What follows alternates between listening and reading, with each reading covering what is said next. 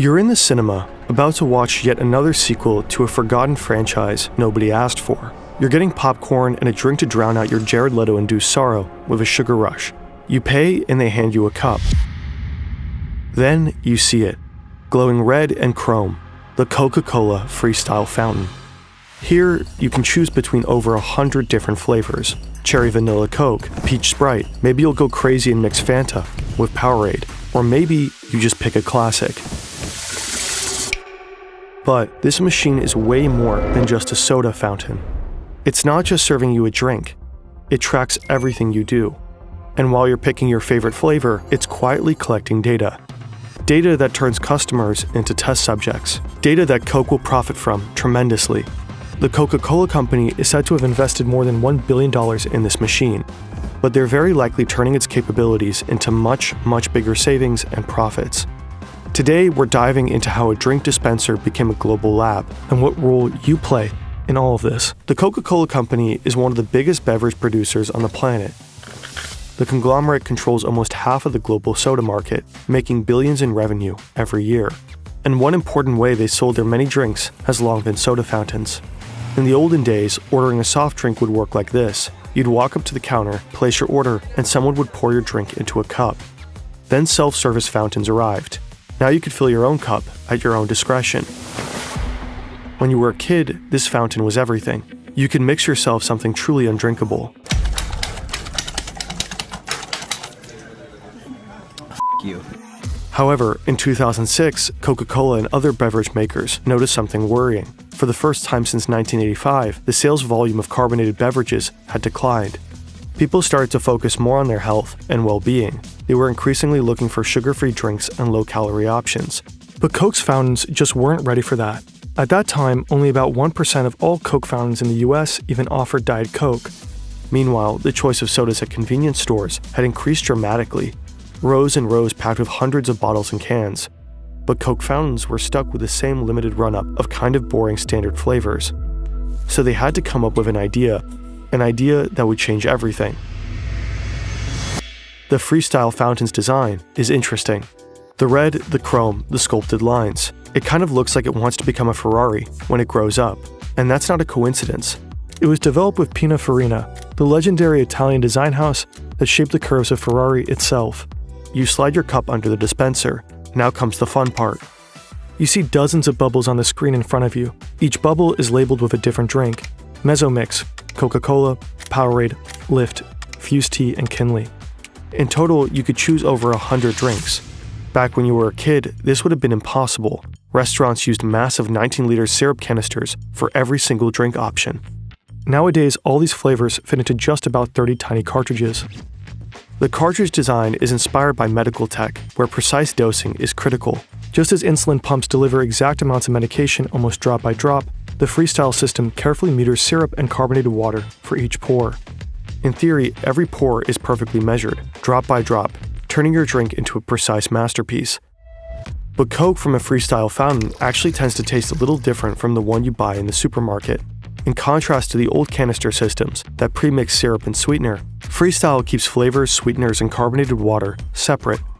Now, when you press the button, the flavor, sugar, and carbonated water are combined on demand. This can make your Coke taste slightly different from other preparations. Staring at the bubbly screen, curiosity kicks in. You came in for your usual, but you gotta admit, some options here are tempting. You tap the Powerade bubble, and suddenly a whole lineup appears. Powerade Raspberry, Powerade Lemon, Powerade Strawberry. So many choices. Which one to pick? You even mix a drink that doesn't exist before. You could create your own secret flavor. And won't that make you special? The Freestyle Fountain is fun. It lets you explore. It bewilders. It sparks curiosity. It might even provoke play. And that's exactly the point. Coca-Cola doesn't just want to sell you a beverage. It wants you to feel something. This technique is called experience marketing. Right here in front of this machine, you're not just choosing a flavor, you're interacting with the brand. You are literally experiencing it. Every tap, every bubble, every choice pulls you deeper into the Coca-Cola universe. And that matters, because moments like this make you remember Coke, not just as a drink, but as a feeling. And ideally, it wants you to go home and tell your friends about that insane machine that lets you mix your own Coke and offers that amazing weird new flavor they so gotta try. And Freestyle isn't the only example for Coke's experience marketing. Think about Share a Coke. Different campaign, same idea. And it's all part of Coca-Cola's bigger play, shifting from being just a product brand to an experience brand. Anyways, you ultimately go for a Sprite. You didn't even know Sprite Cherry existed. Time to give it a shot. You press the pour button, then you take a sip. Not half bad. You're not the only one who was curious about Sprite Cherry. All over the world, people have made the exact same choice. Obviously, Coca-Cola didn't offer you this new flavor just for fun. The Freestyle ecosystem is basically a giant testing lab. Every pour, every mix, every flavor you try feeds into a massive experiment, a sampling program on a global scale. And with this particular new flavor, the experiment actually worked. But this is just the tip of the iceberg. When Coca-Cola launched the Freestyle in 2009, they packed it with cutting-edge technology. Reliable wireless networks like the ones we have today weren't exactly standard, so Coca-Cola built their own. The network they created links every Freestyle machine directly to Coca-Cola's back-end systems, which are managed through SAP software. Think of it as the company's brain. It keeps track of everything happening across all departments in real time. Every single day, over 50,000 Freestyle machines send data back to this brain. They report everything that's going on inside them, which flavors are being poured, what time of day they are consumed, or how much syrup is left. You might not experiment with your drink choices, but many other people do. That is how Coca-Cola discovered that people really like Coke Orange Vanilla, Sprite Cherry, Sprite Strawberry, and Coke Cherry Vanilla. Some of these flavors started as user creations, combinations people kept mixing again and again at the Freestyle machine. Others, like Coke Orange Vanilla, were developed by Coca-Cola. The more people got these, the stronger the signal became, and what started as a tiny bubble on screen ultimately moved into full production. Sure, you could argue the company might have released these flavors eventually either way, but with Freestyle, those decisions happen faster than before, and might be grounded in better data. But there's more. Before Freestyle, staff had to manually check those giant syrup canisters. They probably used inventory sheets, maybe did a bit of guesswork, and called or emailed Coca-Cola to reorder. Freestyle completely transformed fountain logistics. Every night, the system collects data from this exact machine and figures out how many units of each cartridge needs to be delivered to the cinema. And it's not just based on what you and your friends poured yesterday.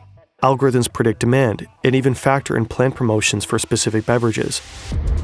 The system calculates which cartridges need refilling and automatically creates the restocking orders. Those orders are sent straight to the distribution center, and from there, the cartridges are shipped directly to the fountain locations. Every Freestyle machine on the planet is quietly syncing. Think about how smart this is. With Freestyle, Coca-Cola can optimize their entire fountain supply chain, streamline inventory management, make restocks more efficient, and even improve their production schedule. It's probably safe to assume that this alone saves the company millions and millions of dollars along the way. If even Coca-Cola is tracking your data in real life, you won't be surprised to learn that your data is exposed everywhere, and there's nowhere to hide. Every click, search, and form you fill reveals tiny pieces of who you are.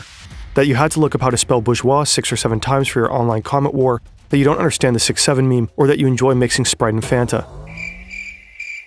Disgusting animal. Let's get back to Coke's genius machine, because, well, there's more. The data streams don't only report back. Marketers at HQ can push new campaigns straight to the Freestyle. It took a while to get to this level. Whenever Coke wanted to push a new campaign or change content, it required a full software update, during which the machine couldn't pour a single drink. Not exactly ideal considering many fountains are located in high-traffic fast food chains. So in the mid-2010s, Coca-Cola integrated AirWatch, a modern device management platform. Now, instead of sending out a massive software update whenever marketers want to roll out a campaign, they could push tiny data packages. While receiving the configurations, the machines most likely stay fully operational. They simply download and display the new content, like this Halloween special. What happens next is called nudging. A new flavor might be the first bubble you see, or a short teaser video might just catch your eye. You're still free to pick whatever you want, but those gentle nudges make you more likely to experiment. Thousands of individual recorded choices to try some bizarre Halloween flavor, all feeding directly into Coca-Cola's product development. But wait a minute, this little black dot up there, is that a camera? Is this thing recording you? Well, Coca-Cola did plan to install a camera in one of their Freestyle models. They even included it in their spec sheet and described it with the words, "future capability for motion sensing and facial recognition." This way, the company could have tracked every smile when you mix flavors, every frown when it doesn't taste right after a little test sip, literally observing which combos make you happy or annoyed. Every reaction is data. But could they really pull this off, at least in theory? In Europe, for example, strict data protection laws such as general data protection regulations would likely not allow this to happen. In the US, however, businesses and event venues are increasingly experimenting with facial analysis and recognition technology in public spaces, so hypothetically, it might be feasible there. According to Fortune, in early 2024, AI company Quantify referenced a facial recognition project tied to Freestyle. In a now-removed entry on their website, it reportedly said, "Each vending machine comes with a camera installed, in which an image is captured for every customer interacting with the machine.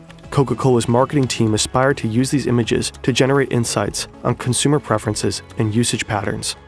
Reportedly, Quantify built a machine learning model to detect customer demographics. Basically, the Coca-Cola company could know you're a guy in your 20s, standing here grabbing that Sprite cherry. After Fortune asked questions, the post seemingly vanished.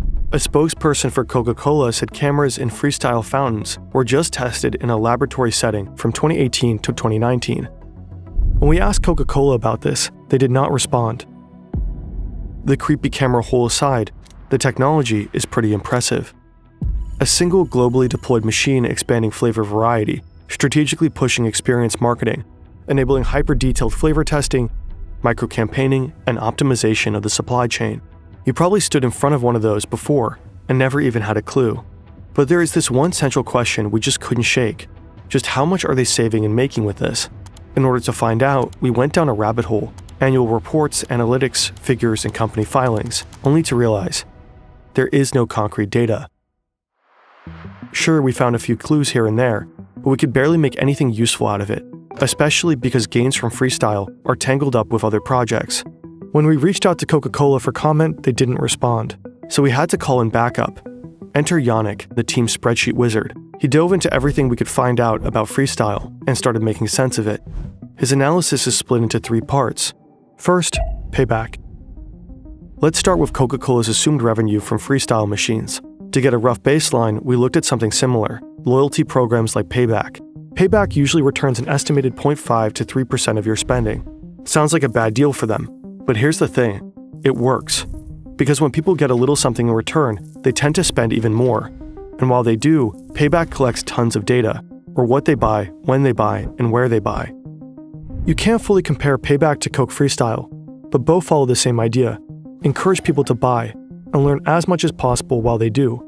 The data collected through loyalty programs like Payback enables targeted marketing and personalized offers, helping deliver messages that are relevant to individual consumers.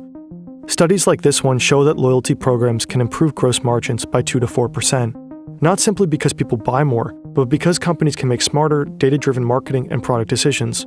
Using that logic, we can conservatively assume a 2% margin on revenue for Freestyle. This is a very rough estimate, but enough to get a sense of scale.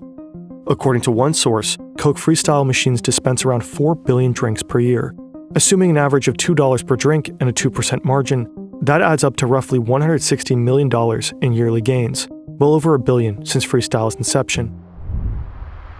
Second, the value of data. Back in 2015, Coca-Cola teamed up with Hivery, a company focusing on AI-driven optimization. Their mission was to optimize vending machine sales. One of Hivery's clients was Reyes Coca-Cola Bottling Co., a U.S. bottler with roughly 19,000 vending machines in hospitals across California and Nevada. Hivery's software combines sales data with machine learning and some algorithms to predict demand for every beverage in every machine. Reportedly, Reyes saw a 6% sales increase and a 15% reduction in restocking trips. These numbers suggest that data-driven supply chain management can generate significant sales boosts and cost savings. It is reasonable to assume that Freestyle fountains could yield similar results. Third, new flavors. Some of the new flavors Coca-Cola launched based on their Freestyle testing turned out about as popular as the deeply disappointing and unwanted sequel you're going to endure in a few minutes. Take Coke Cherry Vanilla, for example. Even though it was one of the most beloved Freestyle combos, Coca-Cola decided to not produce any more in 2024 due to declining demand. Freestyle may help spot promising new flavors, but it doesn't seem to be foolproof. Out of 4 flavors brought to the market, 2 did not survive. This doesn't necessarily mean they were bad investments, just that they weren't long-term hits. Coca-Cola may have overestimated how representative Freestyle users are for the broader market. Again, our request for comment went unanswered. While Coca-Cola rarely publishes concrete sales data for specific products, we found a number for one of their newer non-Freestyle Sprite products that shows the potential of this market. Sprite Chill generated $50 million in sales in its first 21 weeks in the North American market. Again, it's hard to estimate the total profit the company may have made through new flavors that started on Freestyle, and how important the found data was for their success. But looking at all 3 aspects of Yannick's analysis, one thing is relatively safe to assume. The $1 billion Coca-Cola reportedly invested into these machines has long been made back.